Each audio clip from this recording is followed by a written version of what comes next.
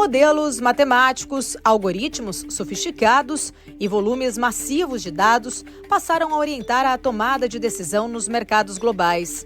A gestão quantitativa já deixou de ser uma tendência para se tornar um dos principais pilares do investimento institucional moderno. Mas agora, uma nova variável entrou em cena: a inteligência artificial generativa.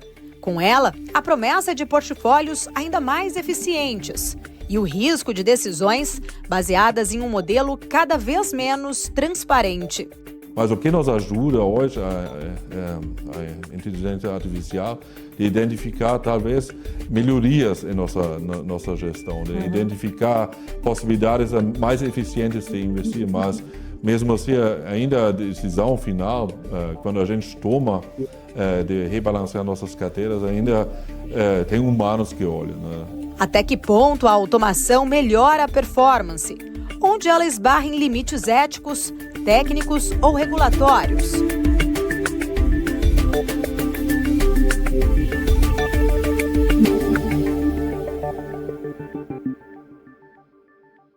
Thorsten, em primeiro lugar, obrigada pela sua presença.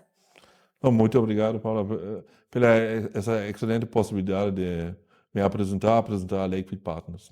Thorsten, entrando um pouco, no assunto sobre gestão quantitativa, a gente sabe que essa gestão quant ela acabou avançando bastante nos últimos anos, inclusive com a aplicação de inteligência artificial em alocação de ativos. Queria entender um pouco da sua visão, onde você de fato enxerga ali os principais limites, as principais oportunidades dessa abordagem hoje.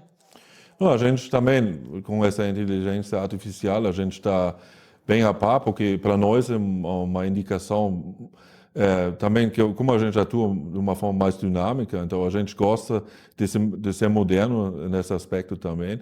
E acho que o mercado agora que a gente tem requer mais transparência e tem que ter processos muito bem definidos, não? Então isso para nós assim essa parte de usar inteligência artificial, isso é algo bem comum também, não?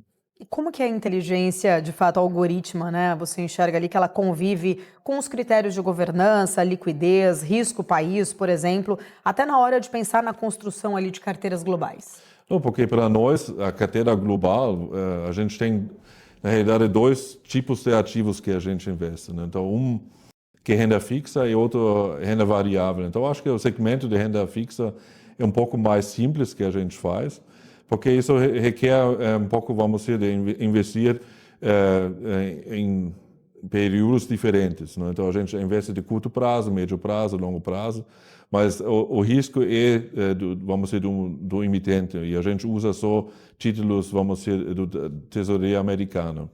Na parte da renda variável, aqui acho que entra um aspecto muito interessante, porque hoje, se a gente olha o mercado MSCI World, no que são todas as empresas mundiais de ações, temos um universo de 2.500 empresas que a gente segue. Então, acho que a gente consegue cobrir todos os setores do mercado, todas as regiões globais, e a gente usa filtros bem estabelecidos, porque a gente não quer ser tendencioso. Então, a gente tem uma governança clara em que a gente pode investir, em que a gente não pode investir, não? Isso, esse modelo talvez, que você traz de vocês especificamente, toma todos esses cuidados, mas de uma forma em geral, quando a gente pensa ali no todo, no amplo, o uso, inclusive, dessa inteligência algorítmica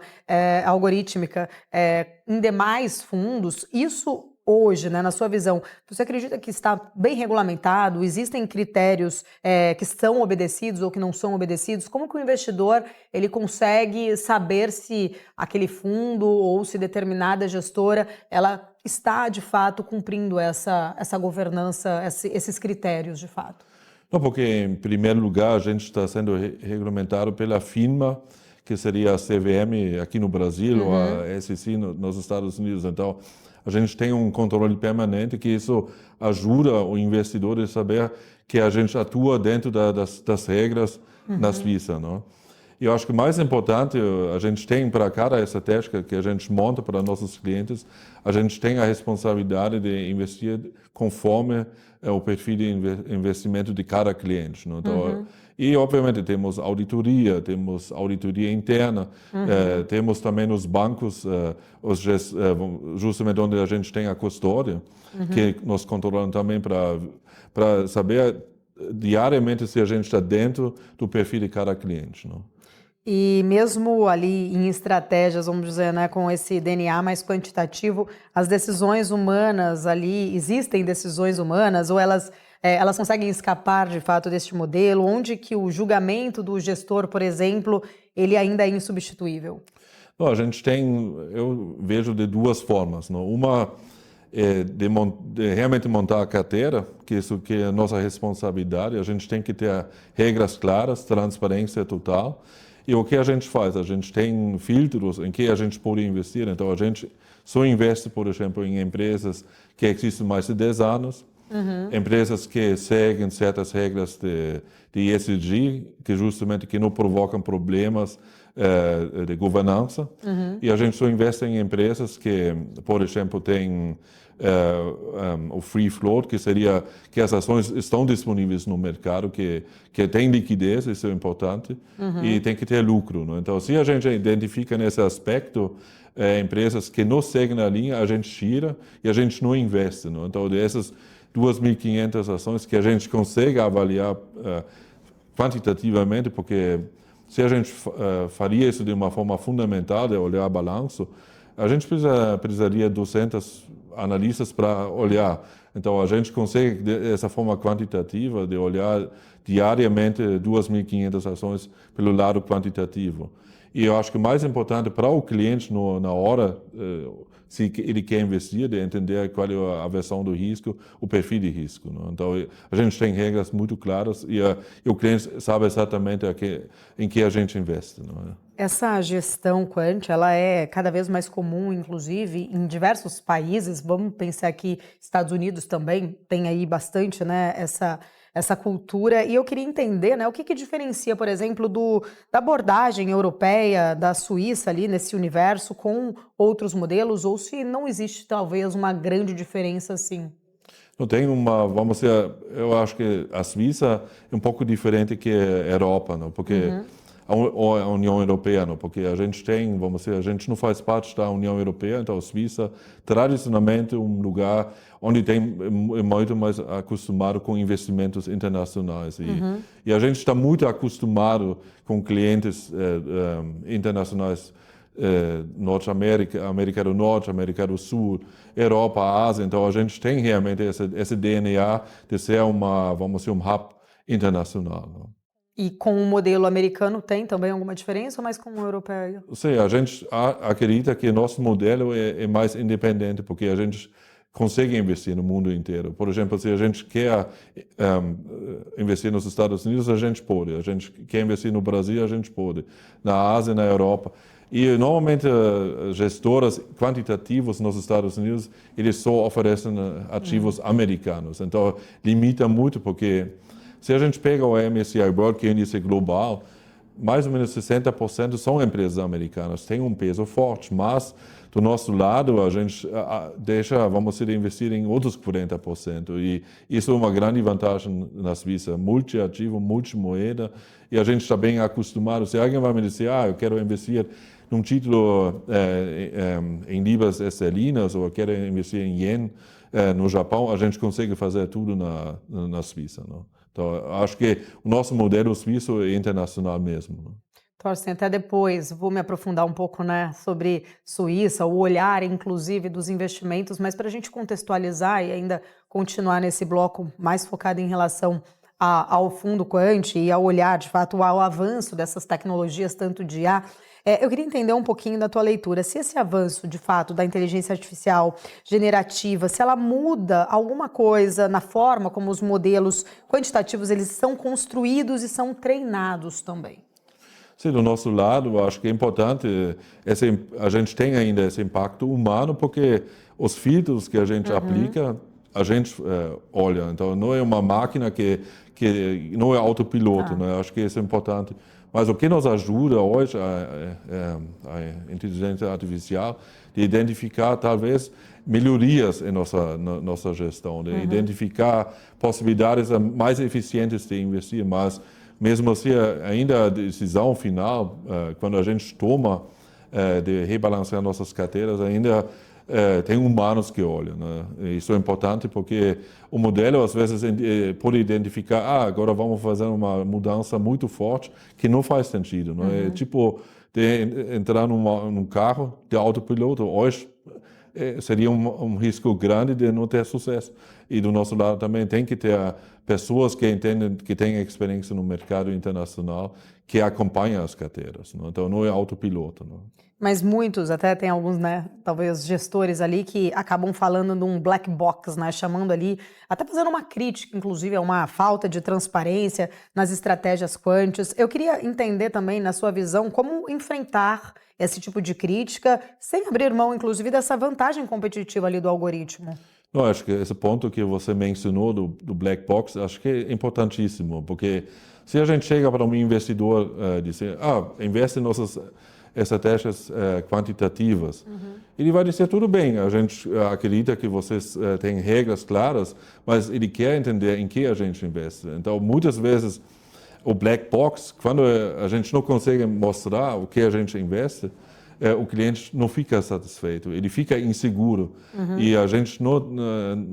de black box, que eu acho que é uma palavra muito certa, porque ninguém quer ter o patrimônio que é fruto do seu trabalho, fruto da sua atividade econômica, patrimônio para a próxima geração, de investir em algo que você não entende. Então, do nosso lado, a gente faz uma vez por mês um rebalanceamento e a gente mostra para o cliente o que a gente faz.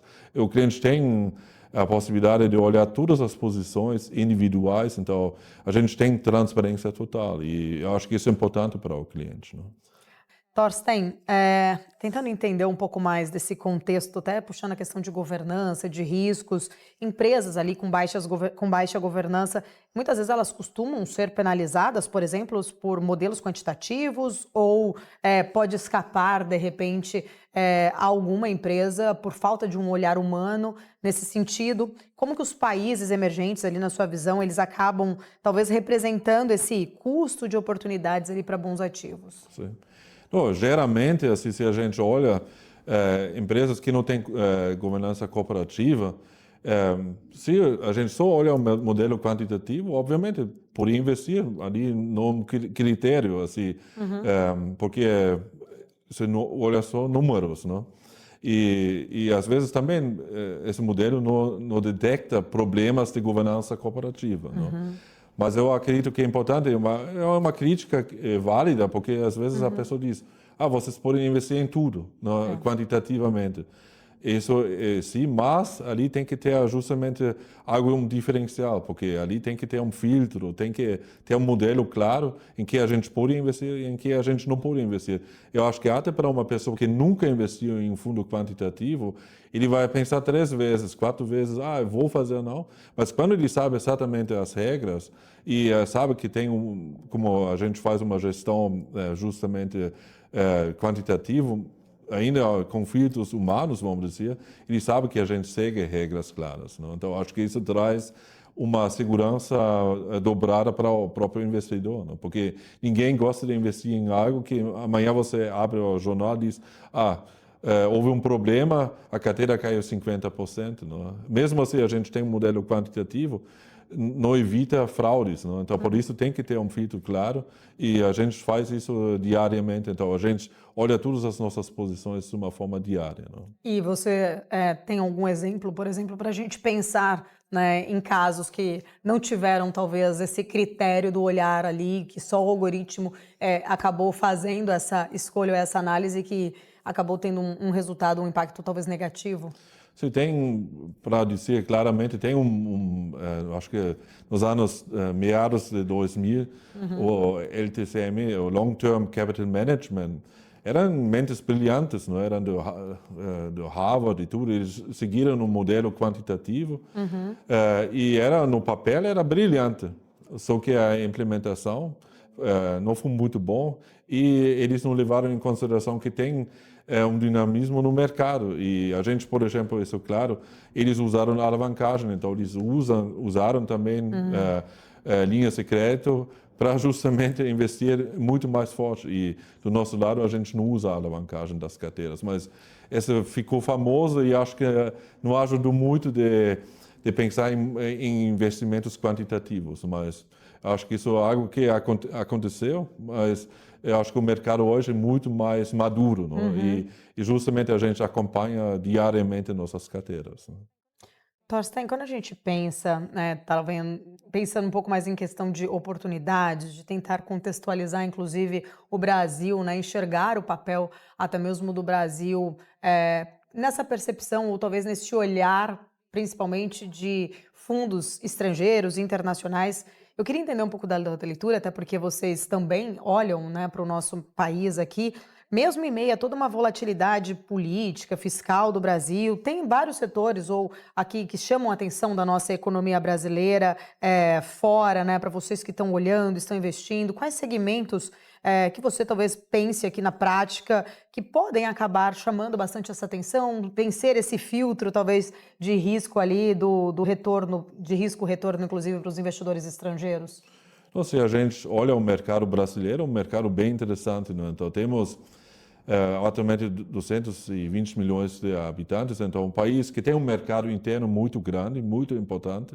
Então, a gente tem que olhar por setores, né? Então, acho que o Brasil hoje representa, o PIB brasileiro são 25% mais ou menos que o agronegócio, e eu acho que isso é algo que muita gente, muitos fundos internacionais, gestoras internacionais olham, porque tem oportunidades hoje. Se a gente olha o segmento de proteína, carne, soja, laranja, algodão, o Brasil é o maior produtor mundial, então ali obviamente tem as gestoras, os fundos internacionais que olham nesse mercado. Mercado energético, o Brasil, por exemplo, para os europeus, o mercado que a gente chama de energia verde, que os europeus adoram, o Brasil tem N possibilidades, tem produção de energia verde que os europeus gostam. E eu vejo também muitas oportunidades em infraestrutura. O Brasil é um país em crescimento, precisa de portos, aeroportos, estradas, ferrovias. Então, ali os fundos internacionais olham com muito carinho e tem muitos eventos aqui também de fundos internacionais, bancos internacionais que promovem essa interação entre os investidores internacionais e empresas locais para fazer que a gente chama de joint venture, de criar o capital junto com um capital brasileiro, capital internacional, para melhorar, especialmente na infraestrutura, não? A gente tem um exemplo clássico que eu gosto de citar, como eu sou suíço, eu gosto muito do Zurich Airport, que é um aeroporto moderno. Eles tomaram a administração em Florianópolis e foi eleito o melhor aeroporto do Brasil. E que a gente sabe do aeroporto de Florianópolis 20 anos atrás e hoje, são dois mundos bem diferentes, né? E isso acho que é um exemplo clássico. Se a gente junta a possibilidade do Brasil com a experiência, com conhecimento lá de fora, dá certo, né? E nesse olhar até para questões mais de infraestrutura, o Brasil ele tem avançado nos marcos regulatórios, até pensando na questão de saneamento e da infraestrutura também ali como um todo. Isso reflete nos modelos quantitativos também, com uma melhoria dessa percepção talvez estrutural aqui do Brasil? Sim, porque a gente segue também justamente o que a gente chama de ESG, no que é um assunto global. E a gente vê que o Brasil, nesse aspecto, aumentou muito assim, a qualidade, né, de trazer sustentabilidade, governança, ecologia também. E o Brasil, na área de energia, de geração de energia, é um dos líderes mundiais, né? Então, acho que isso também do nosso modelo, a gente vê isso com bons olhos, né? Porque ali a gente não corre nenhum risco ambiental, né? Quando vocês, né, estão ali olhando para diferentes mercados, existem mercados, de repente, que oferecem ali alto retorno, mas acabam não passando em filtros de governança, em relação principalmente ali de estabilidade institucional. Como que vocês acabam lidando, talvez, com esse dilema entre retorno e um risco ético, por exemplo? Não, porque para nós a ética é importante, não? Isso reflete em nossos modelos, mas hoje em dia eu acho que para investir, se a gente olha o mundo inteiro, hoje a transparência é importante, não? Então eu acho que quem não respeita eu acho que ética, transparência, eu acho que paga um preço alto, porque isso talvez funcione para 1 ano, para 2 anos, mas um dia essa diferença de ter a transparência ética, isso vai ser notificado no resultado da própria empresa. Não? Então, por isso, para a gente, isso é um componente muito importante. Não? Quero entender um pouquinho da sua visão, viu, Thorsten, mais para o cenário global, tentar entender até toda essa mudança, né, esse realinhamento que acho que a gente vive hoje, geopolítico, com cadeias produtivas reconfiguradas, diante, inclusive, até das taxações ali dos Estados Unidos e também por conta do cenário, acho que muito geopolítico de guerra que acabou provocando todo esse realinhamento, políticas monetárias também trazendo aí menos previsíveis, né? Eu queria entender na sua leitura, você que circula muito por diferentes centros financeiros, né? Que mudanças concretas, de fato, que você vem observando nesse reposicionamento dos portfólios globais? O que está saindo de cena? O que tem entrado mais em cena que tem chamado mais a sua atenção? A gente está hoje em dia, se a gente olha geopoliticamente, essa questão é muito importante, porque estamos numa transformação, isso podemos dizer, porque a gente, quando caiu o muro em Berlim, a gente tinha uma época de paz. Não? Isso a gente tinha, vamos dizer, realmente 2 décadas de uma prosperidade enorme, e a gente está voltando agora com essa situação, vamos dizer, o enfrentamento entre Estados Unidos e China, que são hoje as 2 economias mais importantes. A gente nota esses, vamos dizer, conflitos comerciais. Não? Então, hoje, os Estados Unidos com, vamos dizer, tarifas, tudo, a gente viu, esse ano foi um ano muito complexo. Não? A gente começou o ano bem, vamos dizer, geopoliticamente, com a entrada do Trump, todo mundo achava, bom, a guerra da Ucrânia vai terminar mais rápido, ele vai ajudar muito na questão da Gaza, do Hamas, da Israel. E a gente tinha um mês de janeiro fantástico. Se a gente olha globalmente, o mês de janeiro foi uma boa entrada. Mas fevereiro e março foram 2 meses bem complicados para todo mundo. Não? Assim, desvalorização do dólar, desvalorização dos ativos. Então, começou a melhorar em abril.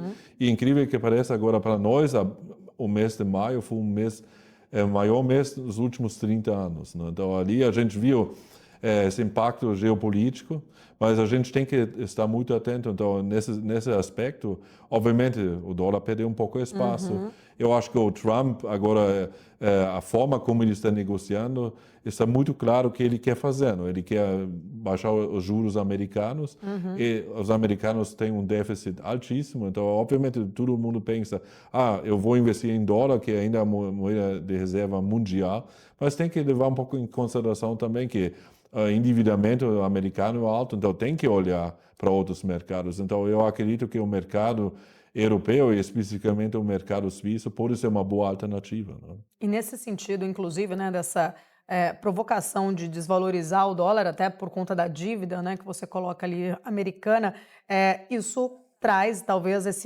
um olhar diferente para a moeda, né, para o dólar, como você estava colocando aqui. Isso já tem feito essa mudança, talvez, nesse desenho ali sobre os fluxos de capital global? Estamos, talvez, entrando numa nova era de realocação, de fazer ali uma mudança estrutural nesses portfólios?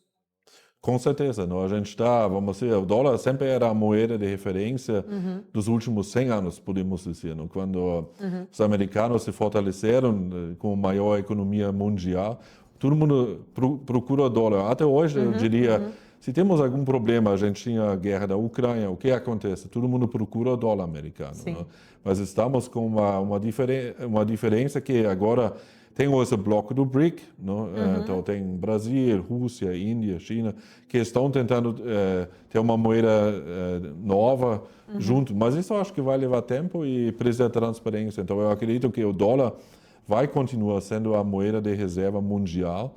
Mas, por exemplo, para nós que estamos na Suíça, a gente viu muito uma valorização do próprio franco suíço, como porto seguro, como alternativa. Então, eu acho que nesse aspecto tem algumas mudanças. Por exemplo, nesse ano, muita gente nos procurou, não só apenas assim, para investir em nossas estratégias, eles queriam também investir em franco suíço. Né? Então, como a gente é uma gestora suíça, a gente consegue também mostrar, de tirar um pouco o risco do dólar americano e de ter uma moeda neutra, estável como o franco suíço. Isso está acontecendo. Né? Essa talvez neutralidade, né, ali tradicional então da Suíça, acaba sendo um diferencial competitivo num mundo no qual você citou ali, né? Ainda temos guerras comerciais também, e essas disputas geopolíticas, o que mais que seja ali talvez esse grande diferencial que a Suíça tem nesse contexto de pensar ali em ser um atrativo para esse fluxo estrangeiro?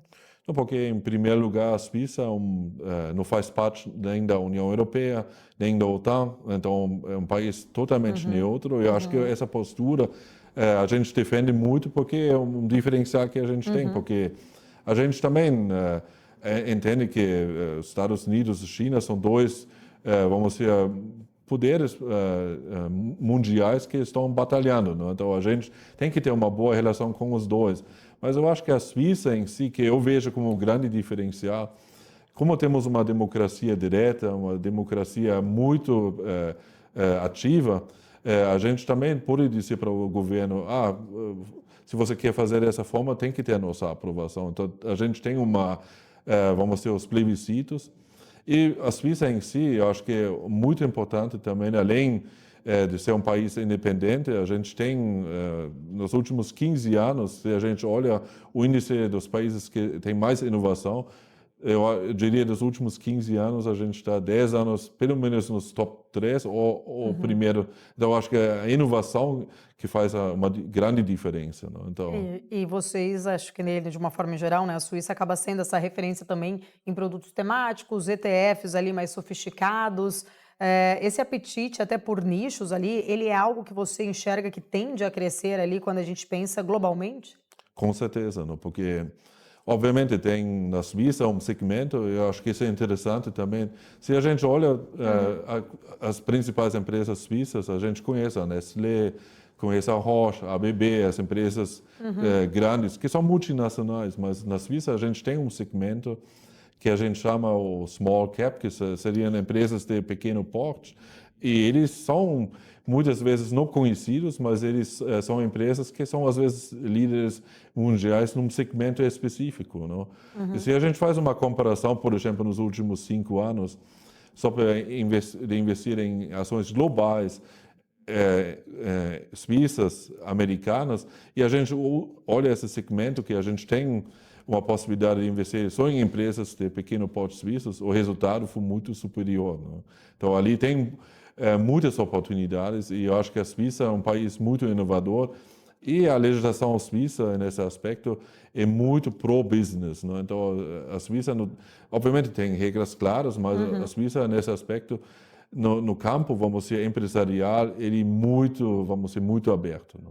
O cenário de incerteza, né, como um todo, a gente estava até falando em relação à desvalorização do dólar, as mudanças ali tarifárias de Donald Trump, as guerras, enfim, comerciais e a própria guerra em curso ali de Rússia e Ucrânia, toda essa incerteza, ela leva ali, de certa forma, uma busca maior por portfólios talvez mais simples, mais defensivos? Eu acho que, como você mencionou, essas incertezas, normalmente, qual é a primeira reação do investidor? Ele busca pensa proteção, né? proteção, de não ter risco. Né? Então, a gente sabe que de tomar um risco, você tem que ter muita certeza. E nesse aspecto que eu enxergo, os investidores, eles querem ter um modelo simples, sim, porque quando você começa a explicar de como a gente investe, e depois de 10 minutos o investidor vai dizer, eu não entendo o que vocês fazem. Então, ali, ninguém vai investir em algo que não conhece. Não?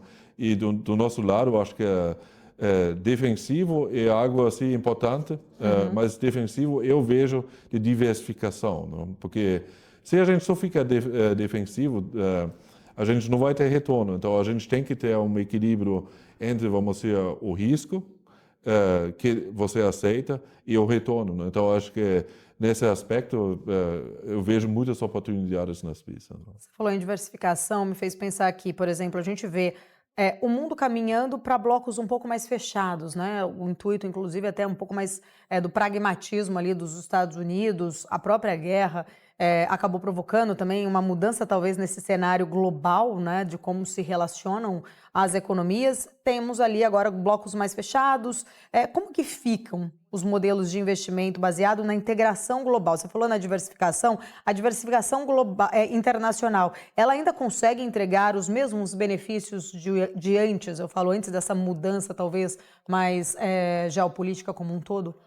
Não, eu acredito muito de ter uma carteira global, né? Então, obviamente, a gente reduz muito o risco e acho que os resultados, se a gente olha, os resultados são muito mais consistentes, né? Porque se a gente investe só em um setor e uma região, pode, por um certo tempo, pode dar certo, mas eu acho que a nossa história nos conta que diversificação é importante e com o tempo a gente vai conseguir, com a diversificação, de trazer o melhor resultado, né? Então, acho que nesse aspecto, assim, alguém que é muito defensivo, em certos momentos funciona, mas às vezes tem que ter um pouco mais de apetite de risco, olhando de longo prazo, né?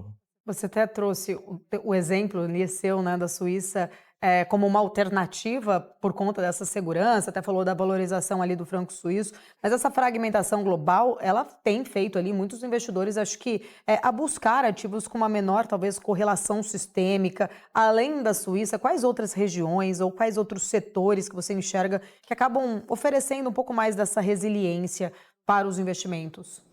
Não, essa palavra resiliência, acho que isso é fundamental, não? Porque a gente tem que investir em algo que a gente acredita e tem momentos, às vezes, a gente pensa, a gente tem um retorno, vamos supor, humano 5%, e o mercado conseguiu 6%. Então, o investidor vai pensar, esse 1% que eu não ganhei. Então, essa resiliência tem que mostrar de médio e longo prazo, porque às vezes o humano funciona, mas se a gente olha de médio e longo prazo, uma carteira muito diversificada, a gente consegue entregar um melhor resultado, não? E nesse sentido, né, desse diferencial talvez aí que você traz para a gente em relação ali à Suíça, muitos investidores eles acabam até migrando parte de portfólio pensando mais na proteção, né, não só ali nas economias como um todo. Muitos investidores eles acabam migrando ali parte do portfólio para ativos líquidos também, como crédito privado, infraestrutura, em busca desse retorno. Esse movimento, na sua visão, ele é sustentável também diante de um cenário que a gente tem ainda, né, atual aí de juros altos? Não, eu acredito, assim, juros altos. Tem mercados, por exemplo, Estados Unidos está historicamente com uma taxa um pouquinho mais alta que acho que até o próprio governo americano quer ter. Mas do nosso lado, eu acho que eu vejo como grande diferencial, às vezes tem momentos temáticos que todo mundo acha que agora é moda. Não, mas essa moda às vezes não traz o melhor resultado, né? Então, eu acho que o principal, a gente tem que ter uma visão clara, como a gente quer investir, e liquidez, por exemplo, como você mencionou, liquidez é fundamental. Eu acho que alguém que quer investir, ele requer uma liquidez, não? E do nosso lado, tudo que a gente faz tem liquidez imediata, não? Eu acho que isso é muito importante, não? Porque já falamos um pouco do black box, mas eu acho que o black box vem junto com a liquidez. Porque se alguém investe e tem que esperar 10 anos para ter um capital de volta e não tem liquidez, você tem que ter muita confiança justamente no investimento. E a gente faz o contrário, a gente tem liquidez imediata e a gente tem transparência total. E eu acho que esses componentes juntos traz um melhor benefício vamos dizer, de risco-retorno, não? Até porque a gente vê um cenário com muitas mudanças significativas nos últimos anos, né? Provocadas ali Covid, guerra, enfim, né? Uma mudança, por exemplo, mais de uma economia americana muito mais pragmática, colocando tarifas. O mundo tem se movimentado acho que, com muita velocidade. Quando pensar em investimentos há 10 anos, sem ter talvez uma liquidez, acho que tem remexido ali, ou faz, né, ali, com que muitos investidores comecem a repensar um pouco nessas estratégias, né? Não, e eu acho que se a gente falou da Covid, isso foi um impacto muito forte. Isso foi algo que a gente viu, independente se Estados Unidos, aqui no Brasil, Suíça, Japão, todo mundo foi afetado. Então, ali todo mundo aprendeu que resiliência, acho que isso é importante. E a gente sabe que tem momentos de estresse críticos, mas se a gente segue uma regra clara na parte do investimento, porque o pior que pode acontecer, se a gente está com medo e acha que o mundo vai acabar, toma decisões erradas. Então, eu acho que para um investidor que olha de médio e longo prazo, o Covid foi muito difícil para nós humanos. Mas se a gente olha a retomada da economia e que realmente quem ficou justamente nos investimentos conseguiu recuperar. Quem vendeu justamente na época, um pouco assim, quando todo mundo estava com medo que vai acontecer, vendeu as posições para recuperar. Isso leva muito tempo. Então, eu acho que eu sempre digo para o investidor, ele tem que ter um plano de médio e longo prazo. Não? Obviamente, você precisa de uma parte de liquidez, que você precisa de uma forma imediata, mas você tem que ter um patrimônio que você pensa, eu não vou precisar isso amanhã, só em circunstâncias especiais. E se você tem essa visão e investe de médio e longo prazo, o seu resultado vai ser muito favorável. Né? Ô, Thorsten, olhando para as economias, né, pensando um pouco na Europa como um todo ali, a Europa ela enfrenta uma pressão muito dupla, até de uma estagnação econômica, uma necessidade, inclusive, de investimentos em defesa e em energia, né, que acaba sendo aí o cerne, né, dessa questão envolvendo guerra, que acabou trazendo essa necessidade para a Europa enxergar, né, ali o quão necessário ela tem que investir nessa defesa e na própria energia, que ficou ali muito dependente, inclusive, da Rússia. Como isso, na sua visão, tem mexido com o apetite ao risco no mercado europeu?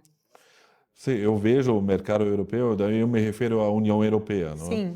Sim, os principais países como Alemanha, França, Itália, e também com a situação do Covid, acho que houve um impacto muito forte. Sim. E, por exemplo, a Alemanha, que era sempre continua sendo a maior economia europeia, nos últimos 5 anos não cresceu. Então, acho que para nós, Europa, a gente tem certas dúvidas, não? Porque hoje eu não vejo dentro da União Europeia um líder, não? Então alguém político. A gente estava falando que o mundo está mudando, não? Então a gente tem um bloco, vamos dizer, Estados Unidos com uma economia muito forte, com uma moeda muito forte. Temos os chineses que conseguiram assim crescer nos últimos 20 anos de uma forma muito grande. E a Europa, na minha opinião, a União Europeia não tem um perfil muito definido como eles querem fazer. Porque se a União Europeia está unido, junto, eles conseguem ser um terceiro bloco. Porque os Estados Unidos e a China andam sozinhos, não precisa a Europa. Mas a Europa tem que ter uma certa, eu diria, se reinventar um pouco, porque sempre depende. Isso foi uma coisa histórica depois da Segunda Guerra Mundial, que a Europa sempre olhava, os nossos amigos americanos vão nos ajudar. E eu acho que a guerra da Ucrânia foi uma mudança muito forte, como você mencionou. Trouxe uma tensão geopolítica muito grande. E a Europa agora, eles têm que ver se eles querem ter uma política própria. Então, eles investem agora os gastos, investimentos militares de defesa. Isso aumentou muito a infraestrutura. Então, acho que talvez a Europa acordou um pouco tarde, mas acordou. Acho que essa mudança agora do Trump, da administração do Trump, isso para os europeus agora é a possibilidade de se reunificar realmente e fazer uma política própria. Thorsten, boa parte ali da diversificação internacional, principalmente para o investidor aqui brasileiro, ainda ela se concentra muito nos Estados Unidos. Mas, né, a gente estava até conversando no bloco anterior sobre isso, sobre essa desvalorização da moeda ali do dólar. Isso tem mudado um pouco essa visão, talvez, né, de soberania ou de hegemonia, não sei se seria o termo, em relação aos investimentos nos Estados Unidos apenas. E aí, olhando, né, você trouxe ali Suíça como essa alternativa, liderado aí muito, uma alternativa para essa busca. Por que a agenda, por exemplo, quando a gente olha muito para uma agenda de energia, né, que acaba sendo ali algo muito importante, uma transição energética que você até colocou ali para a gente em relação à Suíça, por que isso ainda talvez não entrou no radar do investidor brasileiro? O que falta para o Brasil começar a olhar talvez para outras oportunidades? Sim, eu acho que assim, o brasileiro, vamos dizer, como todo mundo, assim, o suíço, o alemão, o americano, em primeiro lugar, como a gente chama, é o home bias, né? Que você, é o meu jardim, eu conheço, aqui eu tenho essa conexão cultural, e obviamente o brasileiro gosta muito de investir em algo que ele conhece, mas isso é natural. E, obviamente, o Brasil, se a gente olha a taxa Selic, não, que é uma referência, se alguém quer investir, praticamente tem 1% de rentabilidade por mês sem tomar risco, né? Então, eu acho que se eu converso com os investidores, acho que todo mundo está sempre olhando, eu deixo meu dinheiro aqui no Brasil, eu ganho meus 1% tranquilo, eu entendo o meu risco que eu tomo. Então, eu acho que o brasileiro, nesse aspecto, tem uma rentabilidade alta. E o que a gente procura fazer para um cliente, obviamente ele tem a atividade comercial, ele tem o patrimônio aqui local, de olhar um pouco de diversificação e de ter uma proteção cambial, porque ao mesmo tempo, quando a gente compara uma rentabilidade nominal em reais, é um número interessante, não? Só que quando a gente compara ele com o dólar, por exemplo, a criação do plano real, que foi acho que em 94, praticamente o real se desvaloriza entre 6% a 7% ao ano. Ano passado, o último trimestre, também foi um pouco mais forte. Mas a gente compara de ter um recurso em outra moeda, de realmente ter um acesso ao investimento global. E eu acho que isso é um ponto importante também para um investidor brasileiro, diversificação, né? De não ter um risco de concentração alto ou de colocar, como a gente diz coloquialmente, de ter todos os ovos na mesma cesta, né? E aí eu inverto agora um pouco talvez a pergunta, puxando a visão aqui, né, de vocês, de fato, para o Brasil. Brasil, né, a gente sempre fala em relação, a gente até comentou anteriormente em relação à infraestrutura, possibilidade até mesmo desse posicionamento energético do Brasil, né, talvez nessa disputa aí global por autonomia energética, o Brasil ele até tem uma capacidade de se projetar melhor em relação a isso. Nós temos uma das matrizes mais limpas ali do mundo. Você vê o Brasil, de repente, ali podendo ser, né, se posicionar aqui como um head geopolítico nesse cenário que a gente está falando, ou ainda, talvez, a falta de institucionalidade para transformar este potencial ali, acaba atrapalhando o Brasil um pouco nessa vantagem? Não, acho que se eu olho para a política brasileira, eu não vejo agora, nesse momento, uma pretensão de ser um player global, não? Então, eu acho que, claro, tem essa questão do Mercosul, que até agora não está funcionando muito bem, mas o Brasil, eu acho que, como é praticamente um continente que tem 220 milhões de habitantes, tem muito potencial, mas eu não vejo agora uma política realmente de se tornar um líder mundial, mas eu acho que essa integração com o BRIC é um passo que para se internacionalizar, sim, mas eu não vejo agora que o Brasil quer criar um hub geopolítico, né? Os fundos, eles enxergam o Brasil ali, talvez mais com tese tática do que uma tese mais estrutural? Não, eu acho que o Brasil, em alguns segmentos, é muito interessante, como eu já comentei, a parte de energia, que a geração de energia limpa no Brasil é líder mundial, né? Então, esse segmento, infraestrutura, agronegócio, eu acho que esses são os pontos que o Brasil é muito forte, né? Mas eu acho que no contexto global, eu acho que ainda o Brasil precisa investir um pouquinho mais. Eu acho que o ponto que às vezes as pessoas me perguntam da OECD, porque o Brasil gostaria de entrar na OECD, mas ainda falta alguns requerimentos para fazer isso. Acho que esse ponto, quando o Brasil consegue entrar na OECD, isso eu acho que vai, na importância global, vai ajudar muito o Brasil, né? Ô, Thorsten, o cenário de juros global ali, isso impacta diretamente a atratividade para os mercados emergentes?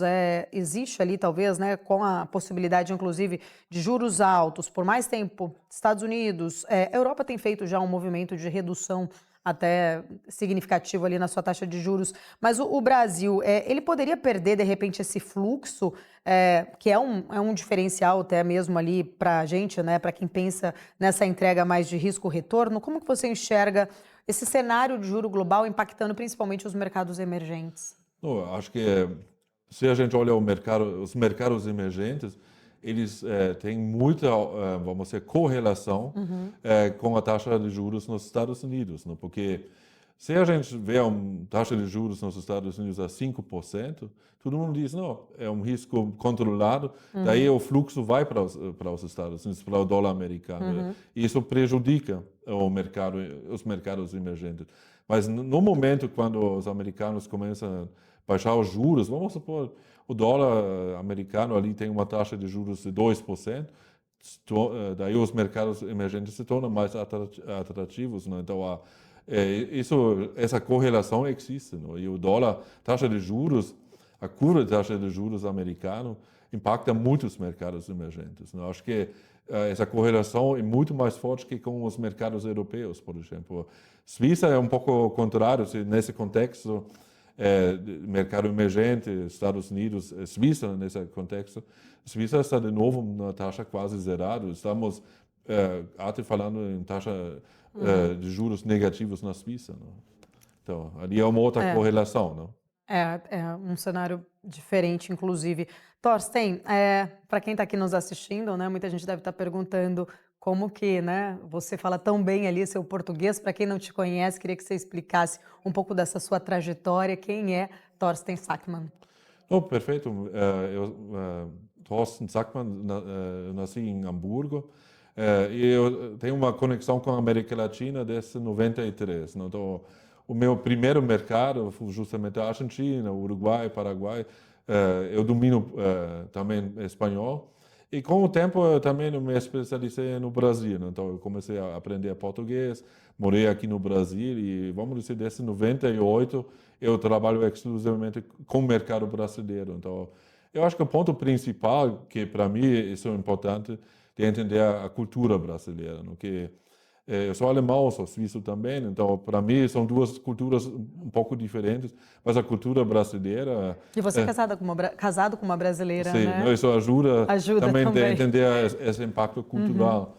E eu acho que a gente tem que respeitar as diferenças culturais, porque se a gente pensa, eu vou fazer um negócio aqui no Brasil, pensando como a gente faz negócio na Europa, não vai dar certo. Então acho que a gente tem que se adaptar. Vamos dizer, a cultura tem que se adaptar, vamos dizer, aos hábitos e respeitar realmente, vamos dizer, a identidade brasileira. Não? Então, eu gosto muito do país, eu viajo com frequência e eu sempre trabalhei em bancos, sempre vinculados com o mercado brasileiro. E agora, 4 anos atrás, eu tomei a decisão de me juntar à Lakefield Partners, que já temos clientes brasileiros desde o princípio. O nosso sócio fundador, Vinícius, é brasileiro. Então, essa conexão Brasil-Suíça, eu acho que isso traz também segurança para o próprio investidor. Não?